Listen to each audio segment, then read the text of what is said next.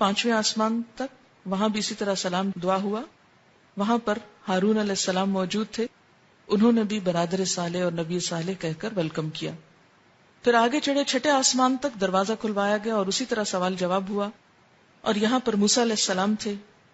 جب وہ ان کو چھوڑ کر آگے بڑھے تو وہ رونے لگے. پوچھا کیا ہے، آپ کے رونے کی وجہ کیا ہے؟ انہوں نے کہا میں اس لیے روتا ہوں کہ ایک نوجوان پیغمبر میرے بعد مبعوث ہوئے جن کی امت کے جنت میں داخل ہونے والے میری امت کے جنت میں داخل ہونے والوں سے زیادہ ہوں گے. تو مجھ کو اپنی امت پر حسرت ہے، یعنی بنی اسرائیل پر، کہ انہوں نے میرا اس طرح اتباع نہ کیا جس طرح حضور صلی اللہ علیہ وسلم کی امت آپ کی اطاعت کرے گی.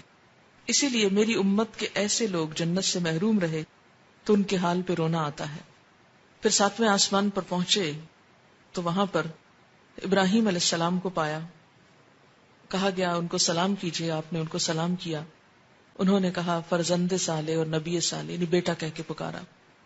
اور آپ اپنی کمر بیت المعمور سے ٹیک کر بیٹھے ہوئے تھے. ایک اور حدیث میں آتا ہے نا کہ 7ویں آسمان پر بیت المعمور ہے، خانہ کعبہ کی طرح، اور وہاں ہر روز 70,000 فرشتے طواف کرتے ہیں. تو ابراہیم علیہ السلام نے چونکہ دنیا میں بیت اللہ بنایا تو اس کے اعزاز میں آپ کو 7ویں آسمان پر جو بیت اللہ ہے وہاں پر رکھا گیا. مسلم کی روایت ہے کہ بیت المعمور میں ہر روز 70,000 فرشتے داخل ہوتے ہیں. بخاری کی روایت میں یوں ہے کہ میں ایک ایسے ہموار میدان میں پہنچا جہاں میں نے قلموں کے لکھنے کی آواز سنی. اللہ تعالیٰ نے مجھ پر اور میری امت پر 50 وقت کی نمازیں فرض کی. مسند احمد کی روایت میں ہے کہ سورۃ بقرہ کی آخری آیتیں کون سی بلا؟ آمن الرسول، وہ مجھ کو عنایت ہوئی. اور یہ بات کہ جو شخص آپ کی امت میں سے اللہ تعالیٰ کے ساتھ کسی کو شریک نہ کرے اس کے گناہ معاف ہو جائیں گے. مسلم میں ہے کہ آپ سے یہ وعدہ بھی کیا گیا تھا کہ جو شخص کسی نیکی کا ارادہ کرے اور کسی وجہ سے نہ کر سکے تب بھی اس کو ایک نیکی کا ثواب ملے گا، اور جب گناہ کا ارادہ کرے اور اس گناہ کو نہ کرے تو گناہ نہیں لکھا جائے گا، اگر کیا تو ایک ہی گناہ لکھا جائے گا. بعض روایات سے یہ پتہ چلتا ہے کہ آپ نے اللہ تعالیٰ کو بھی دیکھا، لیکن جو زیادہ ترجیح والی روایات ہیں وہ کیا ہیں کہ آپ صلی اللہ علیہ وسلم نے صرف کلام فرمایا. آپ نے جنت اور دوزخ کو دیکھا. جہنم میں زیادہ تر ناشکر گزار عورتیں نظر آئیں، جنت میں زیادہ تر غرباء اور مساکین دکھائی دیے. بہرحال آپ نے بہت سے عجائبات، اللہ کی نشانیوں کو دیکھا اور واپس ہوئے. واپس آتے ہوئے موسیٰ علیہ السلام سے ملاقات ہوئی تو انہوں نے دریافت کیا کہ آپ کو کیا حکم ملا؟ میں نے کہا ایک دن رات میں مجھ پر اور میری امت پر 50 نمازیں فرض کی گئیں. حضرت موسیٰ نے فرمایا آپ کی امت ایک دن رات میں 50 نمازیں نہ پڑھ سکے گی. میں بنی اسرائیل سے خوب تجربہ کر چکا ہوں. آپ اپنے رب کے پاس واپس جائیے، کمی کی درخواست کیجیے. موسیٰ علیہ السلام کے فرمانے پر میں اللہ تعالیٰ کے پاس واپس گیا اور کمی کی درخواست کی. اللہ تعالیٰ نے میری درخواست کو قبول کیا، نمازوں میں تخفیف فرمائی. میں واپس آیا تو موسیٰ علیہ السلام نے پوچھا کتنی کم ہوئی؟ میں نے کہا 10. انہوں نے کہا ابھی بھی بہت ہے، واپس جائیے. پھر اللہ تعالیٰ نے 10 اور کم کر دی. پھر میں واپس آیا، پوچھا اب کتنی ہیں؟ تو ان کے دریافت کرنے پر میں نے کہا کہ اتنی نمازوں کی کمی ہو گئی. موسیٰ علیہ السلام نے کہا پھر جاؤ اور کمی کراؤ. پھر معافی کی اپیل کی گئی اور اس طرح پھر 10 اور ایک دفعہ میں 5 اور باقی 5 رہ گئی. موسیٰ علیہ السلام نے کہا ابھی بھی کمی کراؤ، یہ لوگ 5 بھی نہیں پڑھیں گے. میں نے کہا مجھے اب شرم آتی ہے، جتنا اللہ تعالیٰ نے فرض کیا میں اس پہ راضی ہوں. آپ فرماتے ہیں کہ جب میں وہاں سے واپس آیا تو ایک پکارنے والے نے پکار کر کہا میں نے اپنا فرض پورا کر دیا، بندوں سے تخفیف کر دی. 5 نمازیں 50 کے برابر ہیں. پھر میں جہاں سے گیا تھا وہیں واپس آ گیا. اور جس وقت واپس آ کر آپ نے لوگوں کو خبر دی تو بہت سے ایمان والوں کے ایمان متزلزل ہو گئے کہ یہ کیسے ممکن ہے. اور ہو سکتا ہے کہ اب بھی یہ باتیں سن کر بہت سے لوگوں کے دل ہل گئے ہوں کہ یہ بھلا کیسے ہو سکتا ہے کہ آپ نے یہ سب کچھ دیکھ لیا.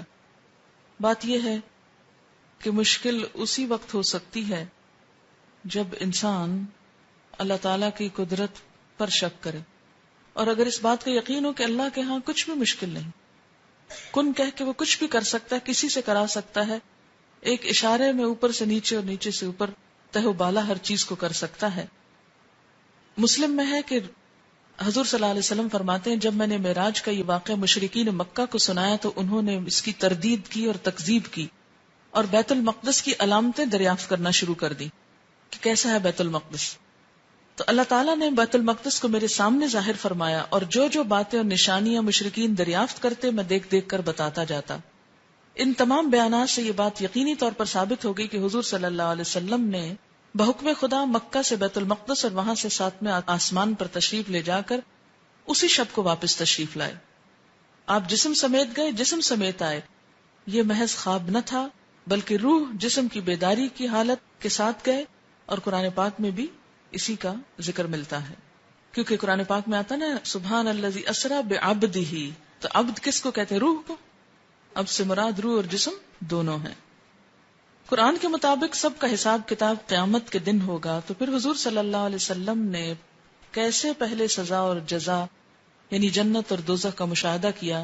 یہ کون لوگ تھے جن کا حساب پہلے ہوا؟ اس میں یہ وہ لوگ بھی ہو سکتے ہیں جو دنیا سے مر کے جا چکے ہیں، برزخ میں ہیں، اور ان کو وہاں ان کے اعمال کے مطابق سزا لیتے ہوئے دکھا دیا گیا. اگرچہ سب کا فیصلہ قیامت کے دن ہوگا، لیکن اگر کچھ لوگوں کو بطور مثال وہاں اللہ تعالیٰ نے پہلے فیصلہ کر کے ڈال دیا تو اس میں کیا مشکل ہے؟ یہ بھی ہو سکتا ہے کہ اللہ تعالیٰ نے بطور تمثیل دکھایا کہ ایسا ہوگا، یعنی جن لوگوں کے ساتھ ہونے والا ہے ان کی شکلیں سامنے لا کے دکھا دی اور ان کو ایک شیپ دے دی، اور فیصلہ بعد میں ہوتا رہے گا. کیا صدقہ خیرات اللہ کے سوا کسی اور کے نام سے دینا جائز ہے، جیسے امام جعفر کے نام پر؟ یہ تو آپ قرآن پاک میں واضح طور پر پڑھ چکے ہیں. سورۃ البقرہ آیت 173 میں دیکھیے، انما حرم علیکم المیتۃ والدم ولحم الخنزیر وما اہل بہ لغیر اللہ فمن اضطر غیر باغ ولا عاد فلا اثم علیہ ان اللہ غفور الرحیم.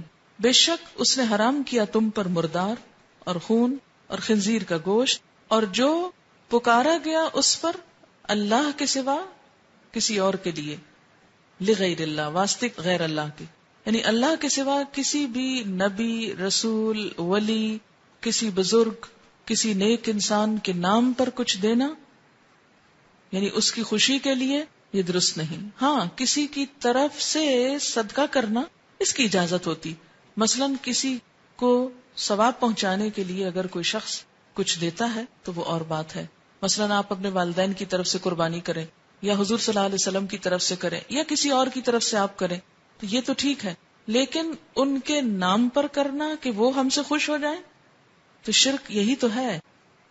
تو کوئی بھی ایسا کام کہ کسی انسان کو، چاہے کوئی زندہ ہے چاہے کوئی فوت ہو گیا، مثلا اگر کوئی شخص زندہ ہے اور آپ اس کے ساتھ نیکی صرف اس لیے کر رہے ہیں کہ یہ قیامت کے دن ہم کو اللہ سے چھڑا لے تو یہ تصور غلط ہے. ہاں اس لیے کر رہے ہیں کہ وہ دنیا میں آپ کو نیکی کی طرف لے جائے، وہ اور بات ہے. کیا رجب کے پورے ماہ کے اندر روزہ رکھنا منع ہے یا 27 رجب کا؟ یہ نہیں کہ پورے ماہ میں روزہ نہیں رکھ سکتے، نفلی روزہ عادتاً جو آپ رکھتے ہیں مثلا 13، 14، 15 کا وہ رکھیے. اگر آپ کو عادت ہے سوموار یا جمعرات کے روزے کی رکھیے، لیکن مخصوص اس تاریخ کو ہی روزہ رکھنا یہ نہیں ہونا چاہیے. وآخر دعوانا ان الحمد للہ رب العالمین. سبحانک اللہم وبحمدک نشہد ان لا الہ الا انت نستغفرک ونتوب الیک. والسلام علیکم ورحمۃ اللہ وبرکاتہ.